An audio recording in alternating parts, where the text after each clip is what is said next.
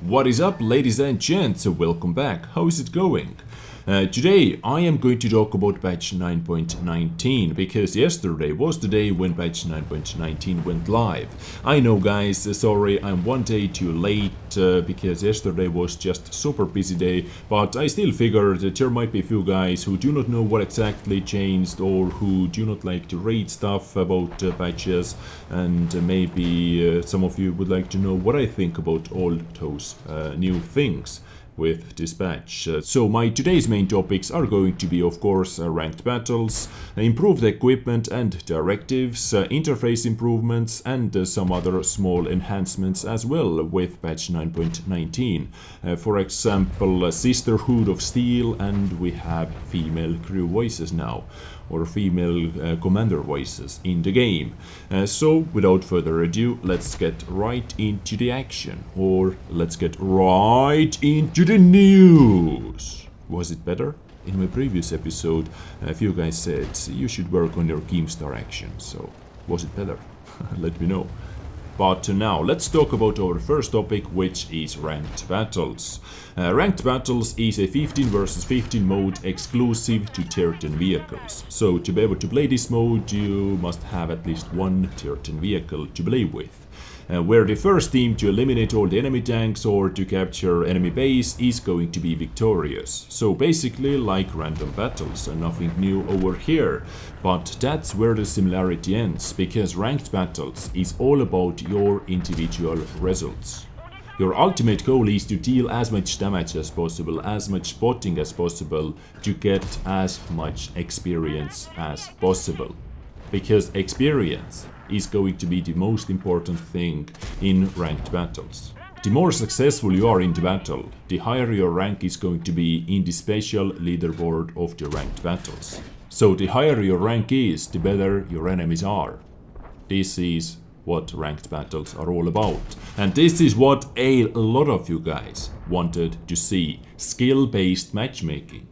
I guess this is what you are going to get, because let's talk about the matchmaking. Matchmaking is going to be +-1, and that +-1 is +-1 rank. So rank 3 tanks are able to face only rank 2 tanks or rank 4 tanks, or tankers I should say. And I really like the fact that both teams will always have the same number of players with any given ranks. So let's say we have 5 rank 3 players on one side, so that means on the enemy side there are exactly 5 rank 3 players as well. So simply put, you play alongside tankers of similar ranking and have competition to match. The higher your rank is, the higher the competition you face. That is it, that is the matchmaking, a skill-based matchmaking.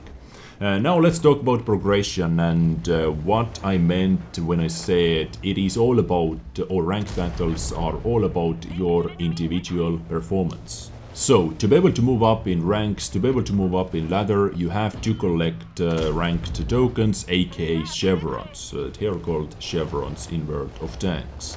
And when I tested on the public test server, I had to get 3 chevrons to move from rank 1 to rank 2, for example. But how to get those tokens or chevrons to move up in ranks? You can get it in a few different ways. For example, if your team is going to win, you have to be in the top 12 by experience earned. Raw experience, base experience earned. No premium accounts, no boosters are going to affect your results. Just raw, pure experience. And if you are not in the top 12 but your team won, you are not going to lose any chevrons. But let's say your team is going to lose, you can still get chevrons if you are in the top 3 by experience earned on the losing side. All the rest of the guys, all the rest of the 12 guys are going to lose 1 chevron. So in the winning team, you have to be in the top 12 to gain 1 chevron. If you are not in the top 12, if you are in the bottom 3, you are not going to lose, you are going to keep your status. But on the losing side, if you are in the bottom 12, you are going to lose 1, and if you are in the top 3, you are still going to gain 1. So it is all about your individual performance. You can lose games, you can lose game after game, but you can gather chevrons game after game as well, and you can climb ranks that way because you did your part, but your team simply didn't work together with you, or something like that. Upon reaching the first rank and the fifth rank, your progress is going to be saved. On the top of that, after reaching the fifth rank, you can start ranking a certain tier 10 vehicle to get it even higher by leveling it to the max, let's say.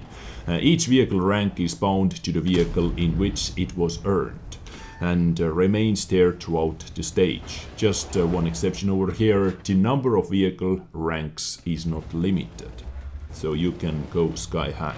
And this is how the progression works, nothing too complicated. This is how you can climb ranks. Pretty easy and understandable, I believe. So next up, let's talk about the timeline. Ranked battles are divided into seasons. The beta season will consist of 4 7-day stages.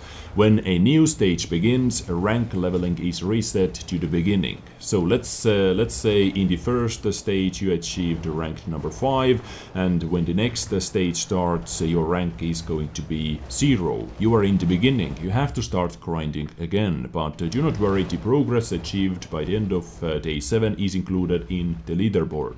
And when the season ends, your results over the last 28 days are totaled and you receive your reward you deserve, depending on your final standing in the leaderboard. So every single stage is going to be added up together at the end of the season, and you receive your reward after that, depending on where you are on the leaderboard. Nice, easy. And now I believe you would like to know what are all those rewards that I'm talking about.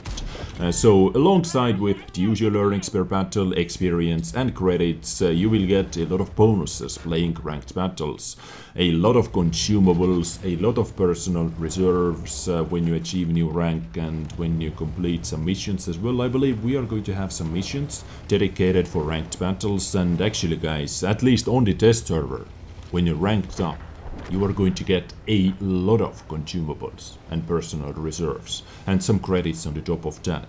So ranking up is going to be actually pretty damn valuable, and playing all those ranked battles. Well, at least on the test server it was like that. I cannot check it out because ranked battles are not live at the moment. Ranked battles are going to be live, what was the date? July 5, I believe, is the date for ranked battles. So after that we are going to see what exactly we are going to get, but it should be pretty juicy and rewarding. But I am not done yet. At the end of each stage and season, you receive grades with rewards and a certain amount of new in-game currency called bonds, which can't be bought with credits or gold. So bonds, you are able to get bonds only from playing ranked battles. Bonds can buy directives and improved equipment units that significantly boost your crew skills and vehicle parameters. The higher your score for the stage and season is, the more bonds you are going to earn. And now let's talk about total rewards a little bit. As you can see, bonds are over here. I have 0 because ranked season is not on. Yes, July 5th is the date for beta stages. Anyways, let's talk about improved equipment units. This is the thing I like the least about ranked battles. In my opinion, it is just stupid. My reward is to get a little bit better rank. And it is going to F over people who are not playing ranked battles. So it pretty much like feels they are forcing to play your ranked battles if you would like to stay competitive, in high tiers at least. And let's see, is it tier 10 only? It doesn't say tier 10 only. So what are improved equipment units?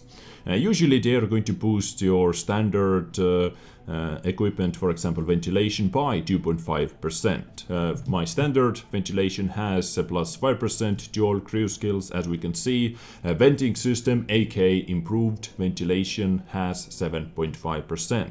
On some equipment units, for example, vertical stab, usually it is 20%. Over here it is minus 25%. So this is 5% better.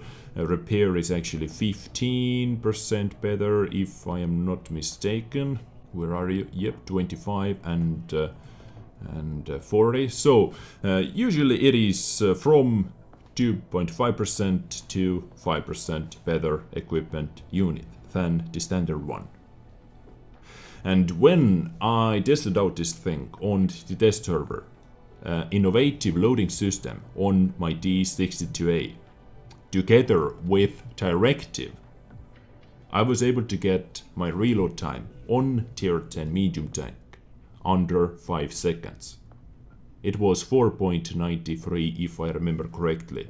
But guys, you can boost it even more. Let's say I have improved innovative loading system together with improved ventilation, aka venting system. My reload speed is going to be even better than 4.93 seconds, and your TPM with D62A is going to be mad. This tank is already everything it needs to be, and you can get it through the roof pretty much. And adding stabilizing equipment system, you are going to hit every single shot on the move as well. So with all kind of different things, you can get your tanks into super crazy states. I have brothers in arms on my D62A. Let's say I'm going to add food, I am going to add a directive, either ventilation directive or orderly Amorak directive, and all the improved things. This is out from this world tank. I really do not know about that system. For example, me personally, I think giving cosmetical things is going to be a lot better. Maybe we can keep directives. Maybe you can use directives. It actually would be awesome. You can use only one directive. We have only one directive slot over here without all those new improved equipments. Only directives. I would be happy with that, to get a little bit better reload time, 2.5%. And by the way, you can use directives even if you do not have, for example, this one, even if you do not have improved equipment on your tank. So you can boost your standard medium caliber tank on rammer by 2.5%, which is okay in my opinion. This I would be okay with that, but improved ventilation, improved rammer, improved optics, all that improved. I don't know where this is going. And in my opinion, what would be better? To get some crazy awesome camos. Let's say you finish in the top 10 after the season ends, not the stage end. Let's say you finish in the top 10, you are able to buy one crazy camo. You're able to make your own stickers. You're able to add your own pictures on the tank that are not inappropriate, of course. You are able to, I don't know, add badges, modules, like modeled in badges. Let's say you finished in the first position, you can add like golden #1 badge somewhere over here, like modeled in badge, like we have on Chrysler K. I do not have Chrysler K, so I cannot show it to you, but Chrysler K has that Wargaming.net League logo on the tank. I would like to see something like this. Let's say you finish in rank #1, you leveled up your D62A to the roof, like rank 100 or something like that. You can add exactly the same modeled in logo or emblem on your tank as on Chrysler K, with huge #1 over here in the front. That would be super dope in my opinion. But all those improved things, I have to say I do not agree with this direction. It's simply F's over too many people who are not playing ranked battles. And that is it. And especially it is going to help the seal clubbers a lot more. We have newer players in tier 5, tier 6, tier 7. old guys are going to get, seal glovers are going to get all the equipment units, boom, into the tier 6 tank, and bam, bam, bam, bam, bam, money printing WN8. Like, I don't know what. I wanted to say something nasty, but I don't do that. Now, I know that we are going to have some badges as well. Players can earn badges, a new vehicle customization element as a reward for participating in a season. Badges are unique icons that will be displayed next to the player's nickname in the battle, and everyone will be able to see it in random battles, for example. This is the simplest way to show off. Yes, it is. But I believe those badges are going to be that you can put over here instead of that star. I think so. Let's see. Do we have anything? This is description, emblem. I believe badges are going to be like this. But my idea was to get modeled in badges. That would be super dope. Not stickers. Yeah, I don't know. Let me know what you think about this, my idea, and what you think about this system. Do you like it? Do you hate it? What do you think about it? Anyways, let's move on with patch 9.19. We also have new improved user interface for missions.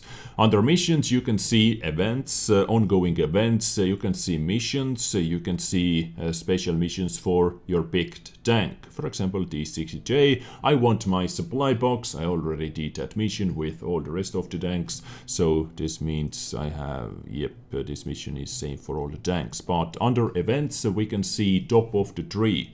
We can see what we have to do, top of the tree, WZ1321. So yes guys, in July, or in June, sorry, June, it is June, dude.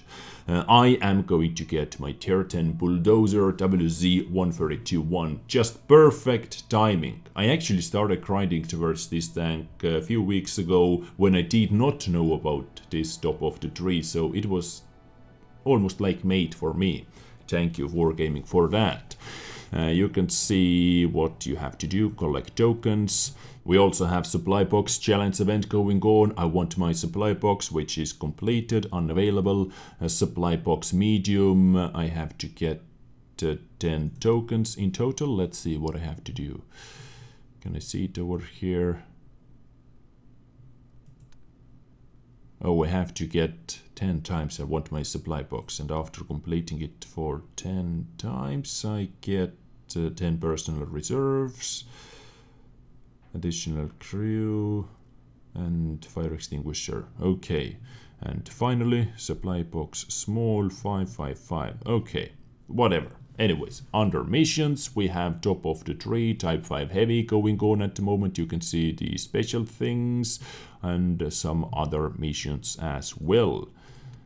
You can make it smaller, bigger, done. New improved missions tab. Yeah, take it or leave it. You better take it. And for the end of the episode, let's talk about some other new features. For example, clan management. The following will be available in the game client from now on. It used to be available only from the worldoftanks.eu or .com webpage, but from now on you can distribute gold from the clan treasury, you can change ranks of clan members, you can transfer clan commanders' permissions, and you can view detailed statistics of clan members from now on in the game client. With patch 9.19 we also received some new HD quality models. For example, KV13, D44, IS2, BDR T1B, Renault FT75BS, bullshit, Renault UE57, Renault FTAC, Alecto, Excelsior is also in HD now, Vickers Mark E Type B, STA1 and MTLS 1G14. All those tanks are in HD quality now. Awesome. Sound improvements, added female voiceovers. Yes, we have female commanders now, but I don't know, maybe just for me they sound like super muffled, or I don't know how to describe that. Let's listen to some of them that I have. I believe I only have 2 Krill commanders, or maybe 3. Let's see.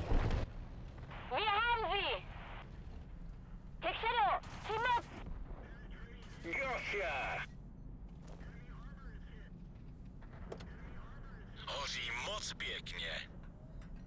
Jag ser eld i fiendevagnen. Vänta, nej, läget är jag. Diesel. Yes, Praditya. Enemy armor is damaged. So yeah, as you can hear, they are not as clear as male crew voices, in my opinion. I don't know. But moving on. The tank company battle mode was removed from the game. The recruit training missions were disabled, and they fixed the issue of driving into the area. That was not intended for gameplay on the Arctic region map. We have a lot of those maps in the game, so at least Wargaming did something over here.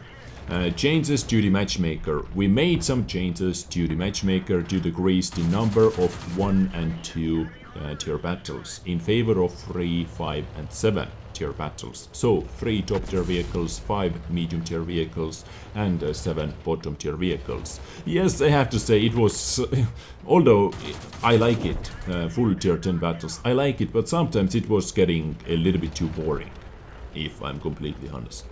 This is why I like variety. I would like to be, sometimes I actually would like to be in the bottom tier, sometimes in the mid tier, sometimes in the top tier. I like variety. I actually do not want to be top tier vehicle all the time.